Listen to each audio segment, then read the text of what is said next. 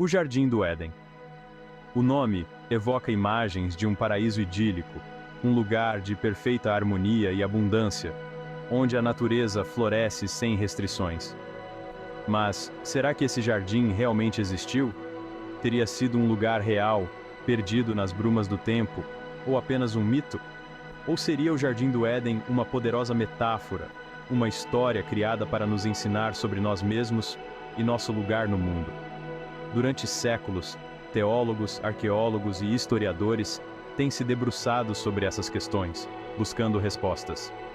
A história do Éden, conforme contada no livro de Gênesis, tem fascinado a imaginação humana. Ela fala das nossas mais profundas aspirações por um paraíso perdido, um tempo de inocência e felicidade, onde tudo era perfeito. A busca pelo Jardim do Éden é uma jornada através da história, mitologia e fé. Ela nos leva de volta às raízes da civilização, a um tempo em que os humanos acreditavam viver em estreita conexão com o divino, em harmonia com a natureza. Este ensaio explorará o mistério duradouro do Jardim do Éden. Junte-se a mim enquanto mergulhamos nos segredos desse paraíso evasivo, examinando seu contexto histórico, suas possíveis localizações e seu legado permanente. Buscando entender seu significado tanto para o mundo antigo, quanto para o nosso, e o que ele ainda pode nos ensinar hoje. A história do Jardim do Éden é uma das mais famosas e duradouras já contadas. Esta narrativa tem sido passada de geração em geração, mantendo-se viva através dos séculos. Encontrada nos primeiros capítulos do livro de Gênesis, ela descreve um tempo em que a humanidade vivia em perfeita harmonia com Deus e a natureza. Era um período de paz e serenidade, onde tudo estava em equilíbrio. O Éden era um lugar de beleza e abundância, com um rio que o atravessava, irrigando o jardim. Este rio dividia-se em 4 braços, cada um alimentando diferentes partes do paraíso. Todos os tipos de árvores cresciam lá, dando frutos deliciosos. As árvores eram variadas e ofereciam uma grande diversidade de alimentos para Adão e Eva. No meio do jardim ficavam a árvore da vida e a árvore do conhecimento do bem e do mal. Estas árvores eram centrais para a narrativa e carregavam significados profundos. Deus criou Adão, o primeiro homem, e o colocou no Jardim do Éden. Adão foi moldado do pó da terra e recebeu o sopro da vida. Ele recebeu domínio sobre todas as criaturas vivas. Adão nomeou cada animal e cuidava deles, vivendo em harmonia com a fauna do Éden. Mas Adão estava só. Então Deus criou Eva, a primeira mulher, a partir da costela de Adão. Eva foi criada para ser sua companheira, e juntos formaram o primeiro casal. Juntos, Adão e Eva viviam em inocência e felicidade. Eles desfrutavam de tudo o que o jardim tinha a oferecer, sem preocupações ou medos. Eles estavam nus e não sentiam vergonha. A pureza de seus corações refletia-se em sua completa aceitação de si mesmos e um do outro. Sua existência idílica, no entanto, não estava destinada a durar. A sombra da tentação pairava sobre o Éden, ameaçando a paz que eles conheciam. Tentados pela serpente, eles comeram da árvore do conhecimento, desobedecendo a ordem de Deus. A serpente, símbolo da astúcia e do engano, os levou a questionar a autoridade divina. Esse ato de desobediência teve consequências terríveis. A inocência foi perdida e a harmonia quebrada. Adão e Eva se deram conta de sua nudez e sentiram vergonha pela primeira vez. Eles cobriram-se com folhas de figueira, tentando esconder sua vulnerabilidade recém-descoberta. Eles foram expulsos do Jardim do Éden, proibidos para sempre de retornar ao seu estado de inocência. A porta do paraíso foi fechada para eles. A história da expulsão de Adão e Eva do paraíso é uma história de perda, mas também é uma história sobre a condição humana. Ela nos lembra da fragilidade da nossa existência e das consequências de nossas ações. Ela explora temas como a tentação, a desobediência e as consequências de nossas escolhas. É uma narrativa que ressoa profundamente com a experiência humana, ecoando através dos tempos.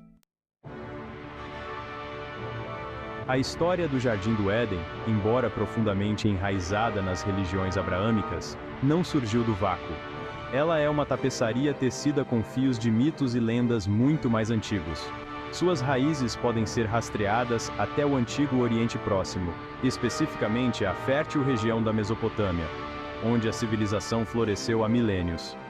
A Mesopotâmia, a terra entre rios, o Tigre e o Eufrates, foi o berço da civilização. Este território fértil permitiu o desenvolvimento de uma sociedade complexa e avançada. Foi lá que surgiram algumas das primeiras cidades do mundo, juntamente com sistemas sofisticados de escrita, leis e governança. A escrita cuneiforme, por exemplo, foi uma das primeiras formas de registrar a história e a cultura. Os antigos mesopotâmicos, como muitas culturas antigas, tinham seus próprios mitos de criação e histórias sobre o paraíso. Esses mitos refletiam suas crenças e valores, transmitidos de geração em geração. Essas histórias frequentemente apresentavam jardins exuberantes, abundantes em água vital e árvores frutíferas. A irrigação avançada permitia que esses jardins prosperassem, simbolizando a vida e a abundância. Uma dessas histórias é o mito sumério de Enki e Ninhursag. Enki, o deus da água e da sabedoria, e Ninhursag, a deusa da terra, criaram um paraíso juntos. Esse mito descreve um paraíso chamado Dilmun, um lugar onde não havia doença nem morte, e a terra manava leite e mel. Dilmun era visto como um lugar de pureza e perfeição. Da mesma forma, a epopeia de Gilgamesh, uma das mais antigas obras literárias que sobreviveram até hoje, conta a história da busca de um herói pela imortalidade. Gilgamesh, o rei de Uruk, embarca em uma jornada épica. Gilgamesh viaja até os confins da terra em busca de uma planta que lhe concederá a vida eterna. Sua jornada é cheia de desafios e encontros com seres míticos. Ele finalmente encontra a planta, mas ela é roubada por uma serpente, ecoando o papel da serpente na história do Jardim do Éden. A serpente simboliza a perda da imortalidade e a fragilidade da vida.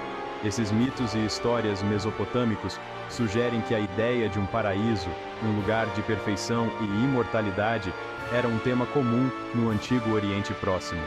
Eles refletiam os anseios humanos por um mundo ideal. É provável que os autores do relato do Gênesis tenham se baseado nessas tradições existentes, adaptando-as para se adequarem aos seus próprios propósitos teológicos. Assim, o Jardim do Éden pode ser visto como uma continuação dessas antigas narrativas. A noção de um paraíso, um lugar de beleza e felicidade ideal, não é exclusiva da tradição judaico-cristã. Ideias semelhantes são encontradas em várias culturas e religiões ao redor do mundo. Na mitologia persa, por exemplo, existe o conceito de paraíso, um jardim murado descrito como um lugar de eterna primavera, repleto de flores perfumadas, pássaros canouros e belas donzelas. O hinduísmo fala de Svarga, um paraíso celestial governado por Indra, o rei dos deuses. Svarga é descrito como um lugar de alegria, prazer e realização espiritual ilimitados. O budismo, embora não se concentre em um paraíso físico, enfatiza a obtenção do nirvana, um estado de paz e iluminação perfeitas que transcende o ciclo de sofrimento e renascimento. O nirvana pode ser visto como uma espécie de paraíso espiritual, um estado de completa libertação dos desejos e apegos terrenos. Essas comparações interculturais destacam a universalidade do anseio humano por um mundo melhor, um lugar de paz, felicidade e realização. Seja concebido como um local físico ou um estado espiritual de ser, a ideia de paraíso continua a ressoar entre culturas e ao longo da história. A questão de saber se o Jardim do Éden foi um lugar real ou uma narrativa simbólica tem sido debatida há séculos. Não há uma resposta definitiva, e a interpretação geralmente depende da visão de mundo e da abordagem de cada um em relação aos textos religiosos. Algumas pessoas, frequentemente aquelas que têm uma interpretação literal da Bíblia, acreditam que o Jardim do Éden era um local geográfico real. Elas apontam para a descrição bíblica do Éden como estando localizado próximo às nascentes de 4 rios, incluindo o Tigre e o Eufrates, como evidência de que era um lugar real que poderia ser encontrado. Outras, no entanto, veem o Jardim do Éden como uma narrativa principalmente simbólica. Elas argumentam que a história do Éden é uma alegoria, destinada a ensinar lições morais e espirituais sobre a condição humana. A serpente, por exemplo, pode ser vista como um símbolo da tentação, enquanto a árvore do conhecimento representa os perigos do conhecimento proibido. A expulsão do Éden, nessa interpretação, representa as consequências do pecado humano e nossa separação de Deus. Apesar da falta de evidências conclusivas, a busca pelo Jardim do Éden tem fascinado exploradores, arqueólogos e entusiastas de poltrona durante séculos. Inúmeras teorias foram propostas, tentando determinar a localização exata desse paraíso evasivo. Algumas teorias iniciais, baseadas em uma interpretação literal da Bíblia, situavam o Éden nas proximidades do Golfo Pérsico, perto da confluência dos rios Tigre e Eufrates. Essa região, conhecida como Mesopotâmia, foi o berço da civilização e se encaixa na descrição bíblica de uma terra com 4 rios. Outras teorias propuseram locais mais distantes, incluindo sítios na Turquia, Armênia e até mesmo na África. Alguns até especularam que o Éden estava localizado em uma ilha ou continente agora submerso, perdido para o mar em algum cataclismo antigo.